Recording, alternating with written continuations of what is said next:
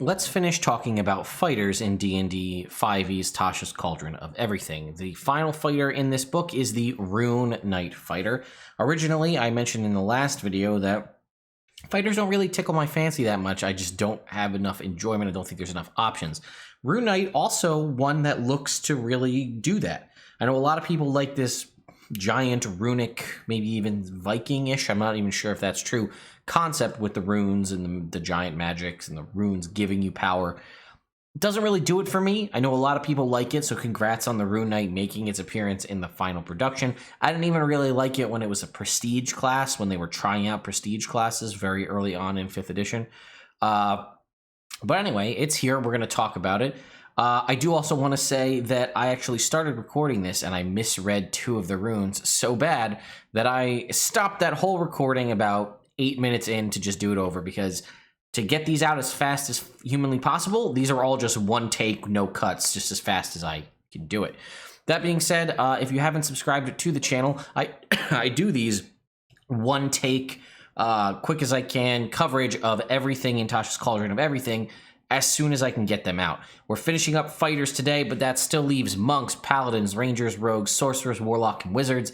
New feats, new magic items, all the other DM stuff contained at the end of the book. Those videos are all coming as fast as I can get them out, so staying subscribed and clicking that notification bell will help you stay up to date on when I release them. I also just broke 60,000 subscribers thanks to all of you coming out and showing your support, and I really, really appreciate it. I would love to get a YouTube play button for my birthday in July next year. So only you can make that happen. So what do we say we give me a nice 35th birthday present?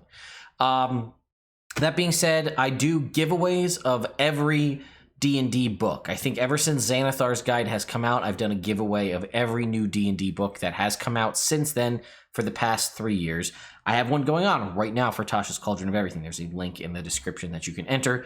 I also do that kind of stuff all the time, so maybe another reason to consider subscribing. Anyway, take 2 for me, take 1 for you. Let's talk about the Rune Knight. Unearthed Arcana on the right side, Tasha's Cauldron on the left. Bonus proficiencies is the same for both. Smith Tools proficiency, Speak, Read, and Write, Giant. Rune Magic is now renamed Rune Carver, but in the Unearthed Arcana, you learned 2 runes that you could inscribe on weapons, armor, or shield. Whenever you finish a long rest, you touch a number equal to the number of runes you know, and then inscribe them. Onto specifically called out weapon, suit of armor, or shield. When you finish it lasts until you finish a long rest, and whenever you gain a level in the class, you can replace a rune. That is the same, however, they give you this nice table that shows 2 runes at 3rd level, 3 runes at 7, 4 runes at 10th, and 5 runes at 15th. It also now says that you can put them on a weapon, suit of armor, shield, piece of jewelry, or something else you can hold in your hand. So it doesn't have to be just weapons, armor, or shields. Also, the biggest change, all the other stuff still remain the same. You can still change them out when you gain a level. You can still redo them when you get a long rest. But the biggest change is it used to rely on intelligence modifier for any of your rune-based save DCs. That has now, in one of the biggest buffs to this class, been changed to Constitution.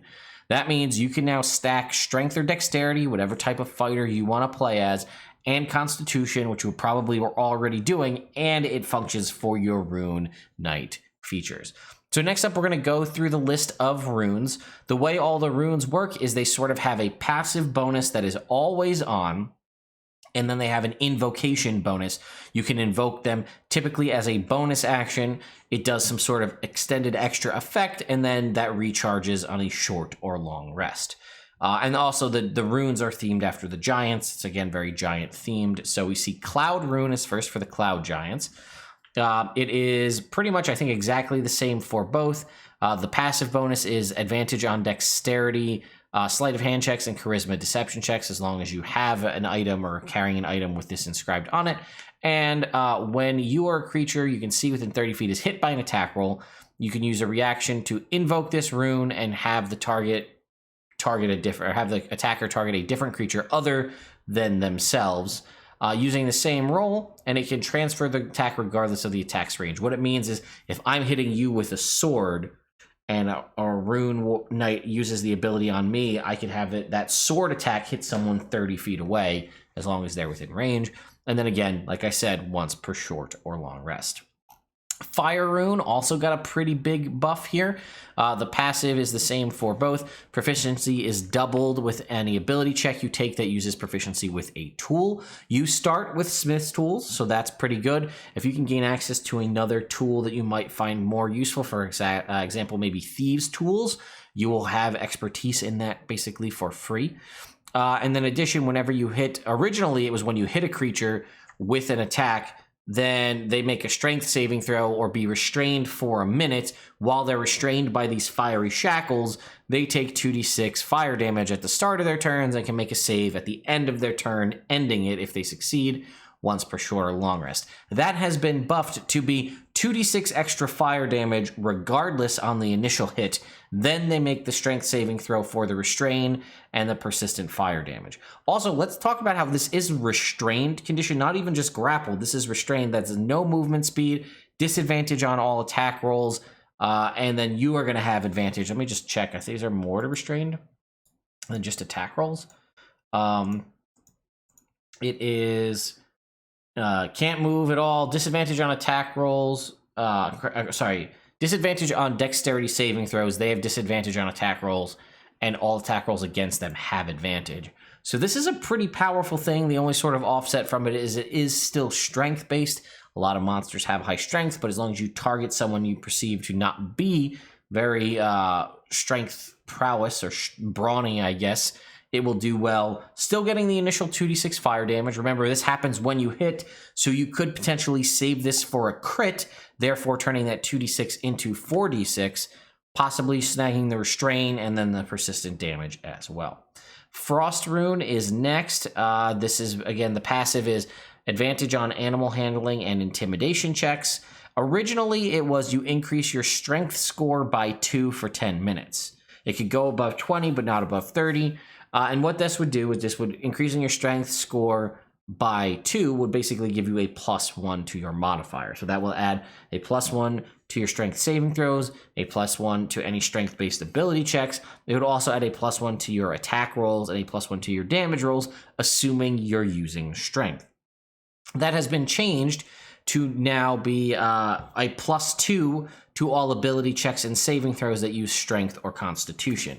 Remember, I said it was a +2 to your strength score originally, so that would only be a +1 to strength saving throws. This is a +2 to strength saving throws and ability checks, as well as constitution ability checks and saving throws. I don't think there are any actual constitution ability checks, but there are constitution saving throws. And I think part of the reason I was thinking about this, they changed this, is because you can be a dexterity-based fighter. And if you want to be a dexterity-based fighter, this rune is basically just something you would never take.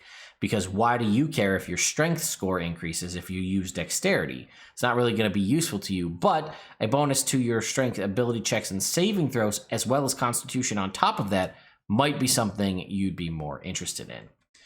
Next up, we have the Stone Rune.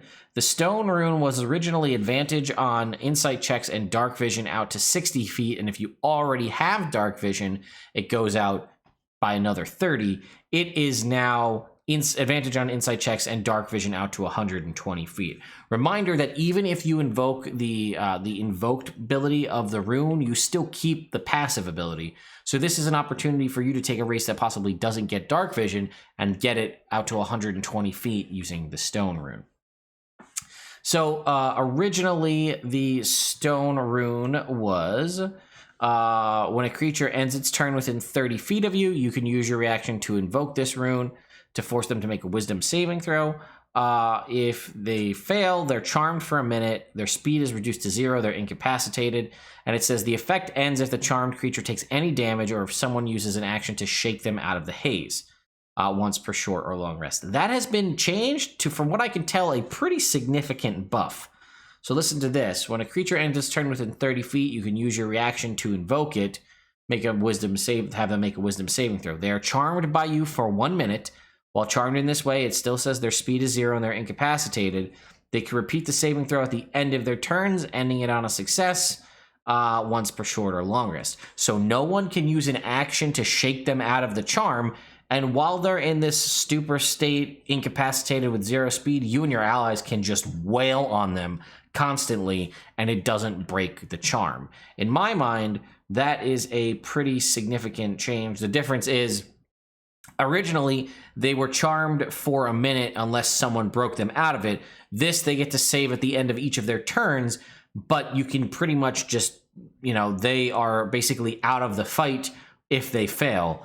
Whereas, again, previously out of the fight, but you couldn't hurt them or do anything to break it. Now you can just wail on them, team up, build a combat scenario to your advantage to take them out, and then they might fail the wisdom saving throw on the next turn and still stay in it. All right, the other big significant change here is the Hill Rune and the Storm Rune now have a level prerequisite, which they did not have before. Storm Rune and Storm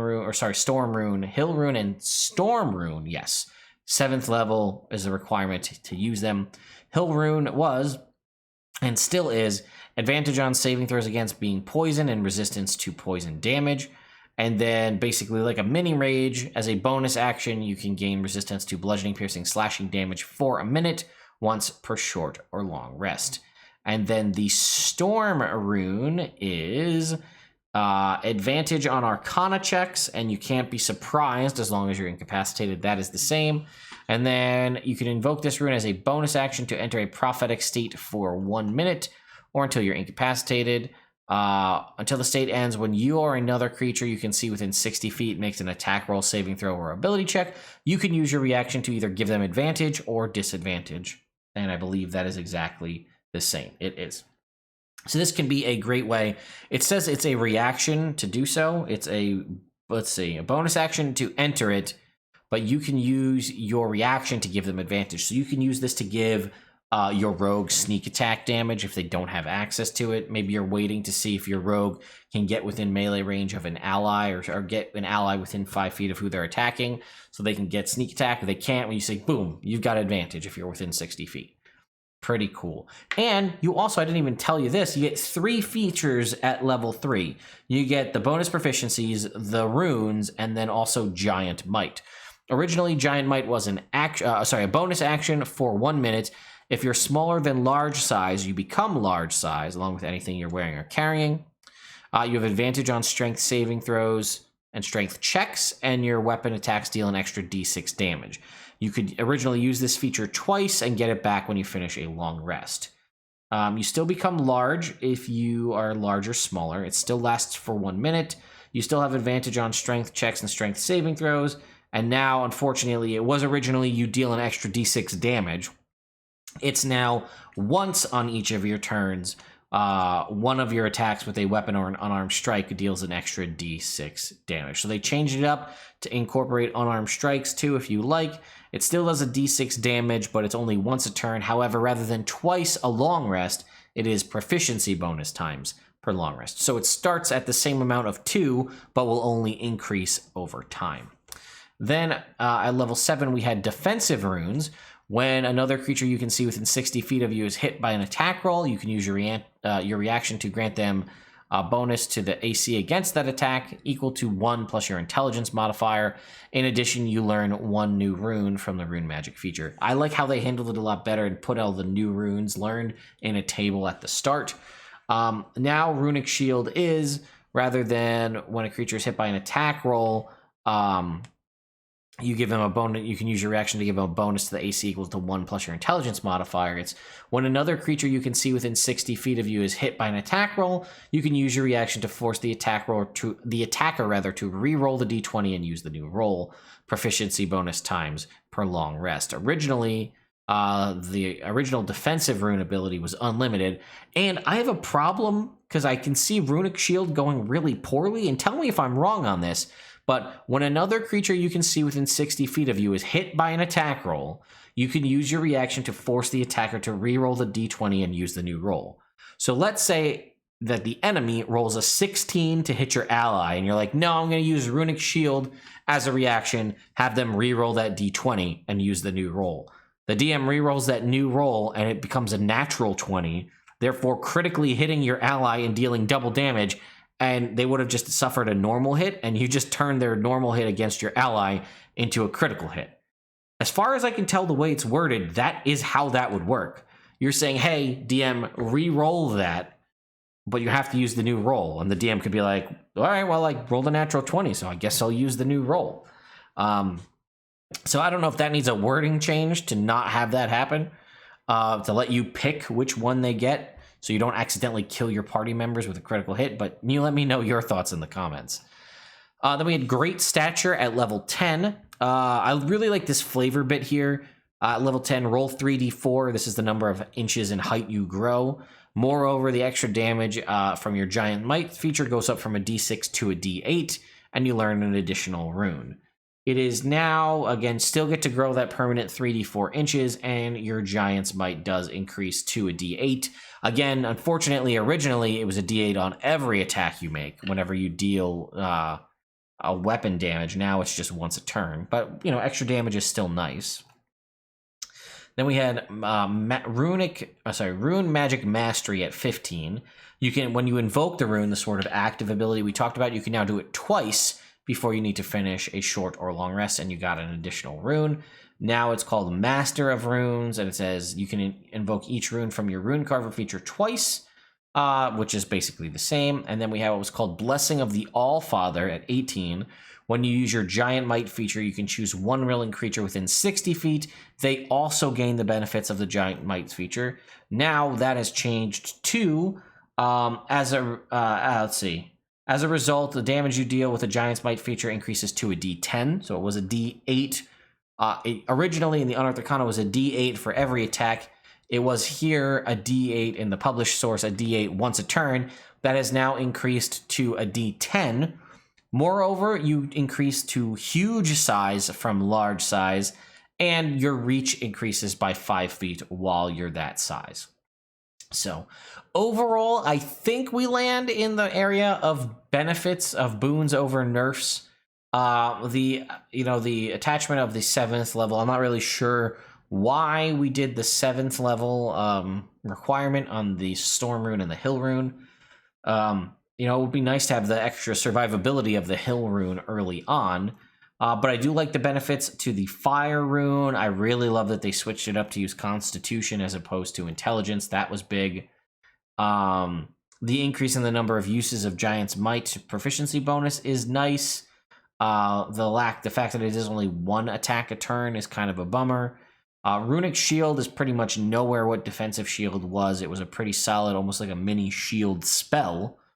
Now it is a potential way to kill your allies, as I discussed. I love flavorful like ribbon abilities like this. You just grow 3d4 inches. I think that's really cool. Again, getting to invoke your runes twice a short rest is huge, especially because, like I said, I think you get, 6 runes? There's 6 total. 1, 2, 3, 4, 5, 6 total runes, and you learn 5 of them. So that would be potentially, at level 15, when you can invoke it twice, you have 4 runes that you can invoke twice. So that's a lot of uses of that ability, and those all come back on a short rest. And I think I like the changes overall. Well, it would be nice to give your allies their Giant's Might feature, which could be really fun depending on what your allies are. If there may be a druid and they could wild shape, you could do that to them. But I like it kind of you just becoming bigger and stronger, getting that reach, becoming huge size. I don't know. I think I like it better overall. I see some little bit of tweaks here that maybe hurt it a little bit, but I think it landed in a pretty good spot overall. So, again, Rune Knight might be something I would play. I'd have to really dive into what I could do with the passive abilities of the runes. I like passive classes. I consider Monk to be a very passive class where you get a lot of abilities that are just sort of always on. And I like the concept. I mean, you pretty much could have advantage on a lot of different checks, which could be really useful. But I don't know. Let me know your thoughts in the comments down below, what you think about the Rune Knight. Do you like the new version? Do you like the old version? Again, the kind of freebie shield that you could do every turn was pretty nice, but potentially a little bit difficult to balance, because if you had a +5 to your intelligence modifier, you'd be giving your allies a +6 to AC, and that's your reaction. So if your allies also have access to shield, with your reaction and their reaction, they could have a +11 to their armor class, which is pretty nutty. But anyway, let me know in the comments down below, and next time we're going to dive into the monks. And oh boy, there's the Way of the Astral Self, and I'm sure you guys want to see what I have to say about the final version after the original one that I made. I'll see you all next time.